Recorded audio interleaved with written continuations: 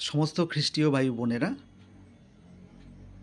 মথি অধ্যায় ৬ এবং পদ ৩৪-এ আমাদেরকে প্রভু যীশু বলেন যে কালকের জন্য, মানে আগামী কালকের জন্য এত গভীরভাবে চিন্তা করে আমাদের কিছু লাভ নেই।